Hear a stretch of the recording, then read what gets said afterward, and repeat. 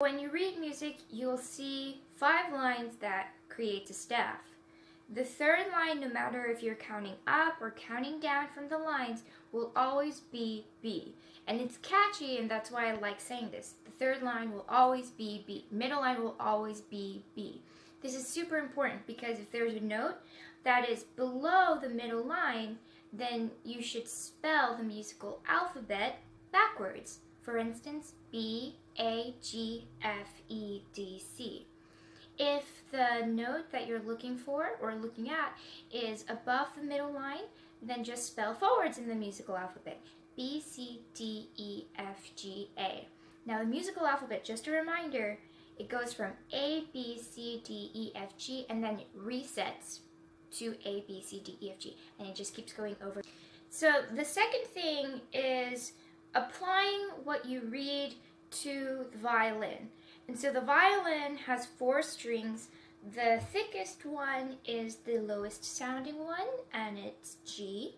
And then the next string is going to be D, and then A is going to be the next string, and the thinnest and highest sounding string is going to be E.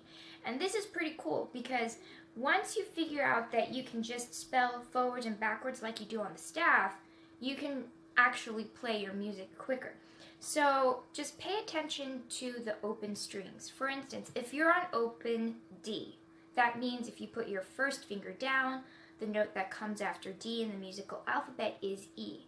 It goes for every string. So if you're on the G string and you're looking for C, just spell up or forwards from the musical alphabet. So 0 would be open G, and then 1, what comes after G in the musical alphabet, A. So your first finger on your first tape is going to be A, and then your second finger on the second tape is going to be the note that comes after A, which is B, and then your third finger is going to be the note that comes after B in the alphabet, which is C. So you're going to start getting the hang of it. But then you're going to realize there is more than one E, more than one G, and you're going to think, oh, is this open E or is this first finger on open D string E? Which is it? So what you should remember is a landmark. You got to remember your landmarks. So on the open A string, the first finger on the first tape on open A is going to be B. This particular B is going to be middle B. So you gotta remember where middle B is. Middle B is your landmark. And so all the notes that are below the middle line is going to be either on the D string or the G string.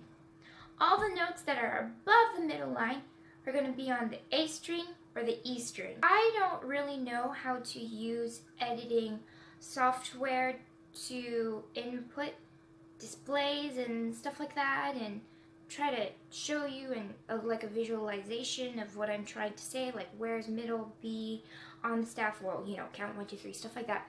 But I know a lot of people will be expecting like charts and displays. I'm not really familiar with that yet. However, when I do figure it out, I'm going to supplement this video with that type of video so it'll be more in depth. But consider this like your gateway to trying to understand how to read music.